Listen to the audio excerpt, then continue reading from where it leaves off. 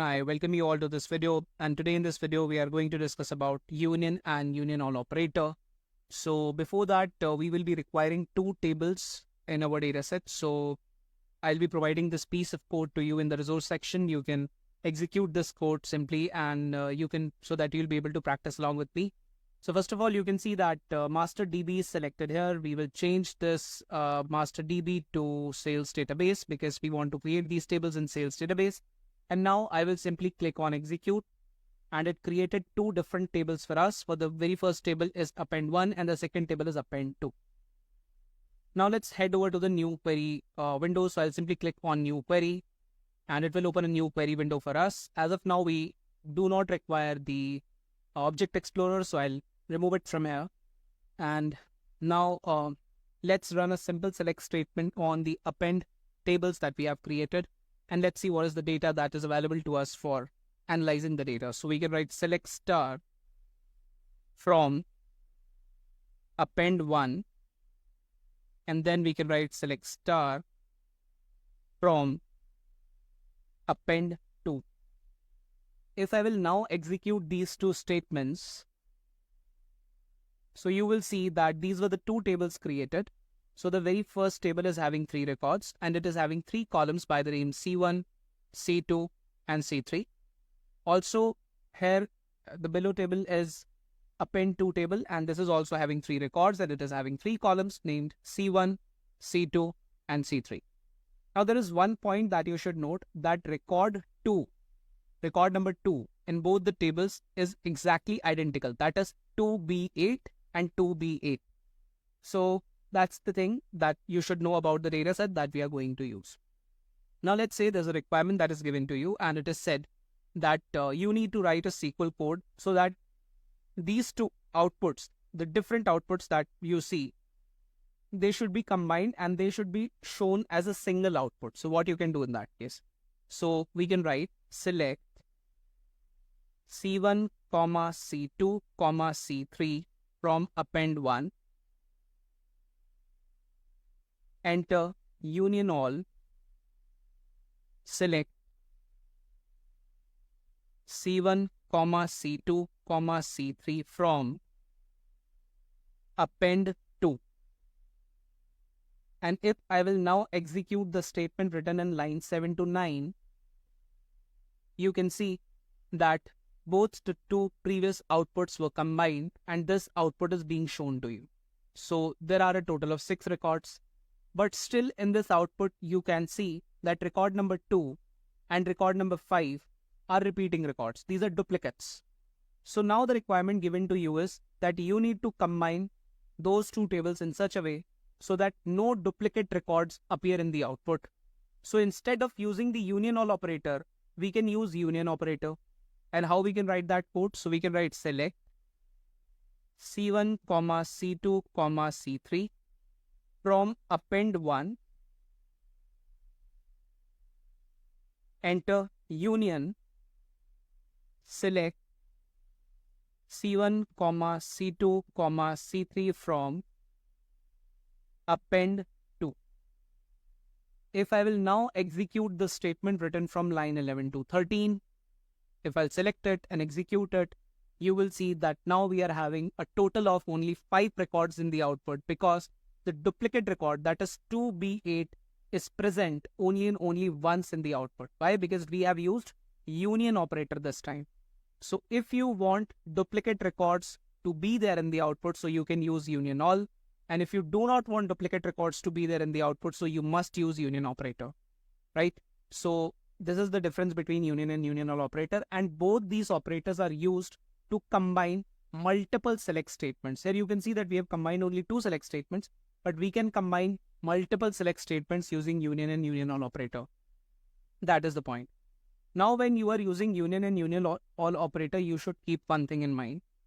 Press Ctrl R so that the output is hidden. The very first point that you should keep in mind is that the number of columns present, in the select list have to be same, right? So you can see that there are 3 columns in the select list. We have C1, C2, C3. Let's consider line 11. And then in line 13 as well, we have C1, C2, C3. So the number of the columns are 3 for both of them. So the number of the columns are to be same. Then the data types of the columns also has to be same. Data types of the columns have to be same. And apart from that, you should also keep one thing in mind, that the order in which the columns are written in the select statement also has to be same. So the order in which columns are written has to be the same.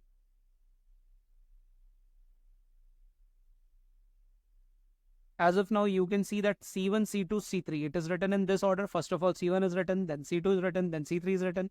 Here also you can see C1, C2, C3 is written. So that has to be the same. Now consider we are not following these 3 conditions. So what might happen in that case? Let's take an example to understand that. So let's say we are not using same number of columns. So let's say we are not following line number 15. Let's see what happens. If we will not follow line number 15, let's see what happens. So I will come to line number 19 and let's write select C1, C2, C3 from append 1. Then let's use union. You can use union or union all just for explanation purpose. So we can write select.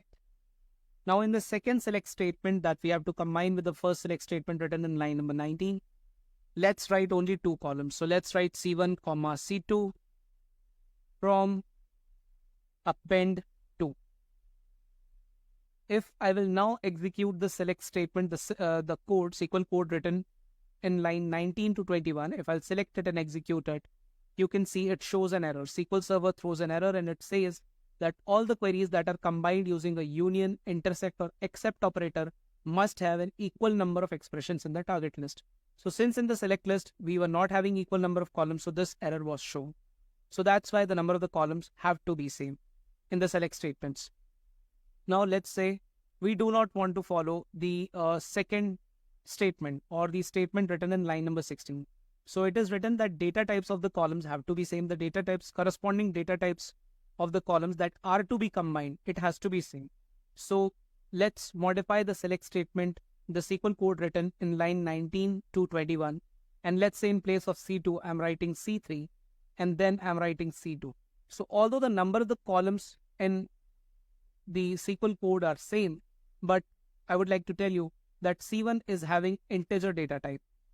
So C1 is integer data type, and then your C2 is nvarchar,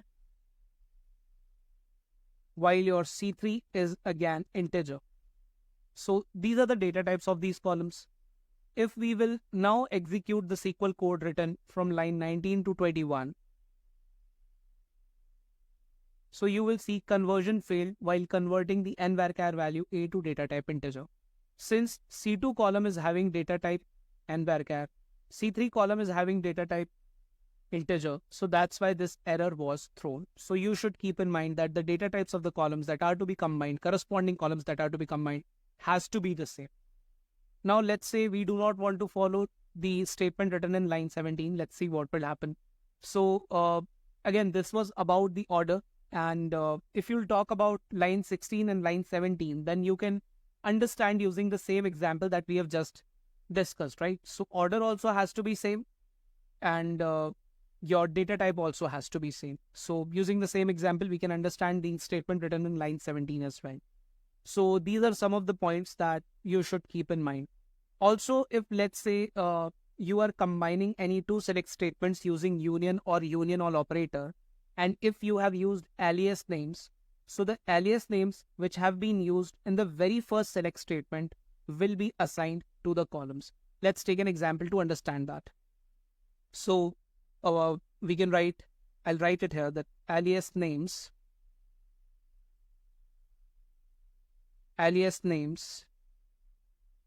which are specified in first select statement will be assigned to the columns. So let's say we want to write a simple select statement, and we can write select C1, C2, C3 from append 1 union select C1, C2, C3 from append 2. Now let's say we are interested in giving alias names to these columns. So in the select statement written in line 25 for column C1, let's say we want to give it the name column 1.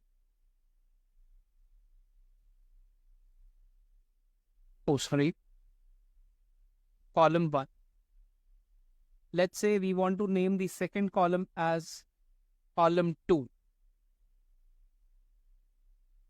Let's say we want to name the third column as column 3. And now in the select statement written in line 27, we want to give different names. So let's say to C1, we want to give a name col 1. Then to the column C2, let's say we want to call it col 2. And then for C3, we want to name it as col 3. So you can see that alias names have been written in the select statement written in line number 25 as well. And this is the first select statement. And we have provided alias names written in the select statement in line 27 as well. Now let's see that which column name will be shown in the output if we will execute the SQL code written in line 25 to 27. So let's select this SQL query written from line 25 to 27 and let's execute it. And you will see that in the final output, we have column 1, column 2, and column 3 written in the column names, because these were the aliases which were provided in the first select statement, which is written in line number 25. So this is something that you should keep in mind. So you can expect questions from this topic as well in the interviews, and we use it time and again in order to combine multiple select statements. Union and union all operator are frequently used, so you should be good with this part as well. And I hope this video was helpful. We'll meet in the next session. We'll discuss about other interesting topics. Till then, thank you. Bye-bye.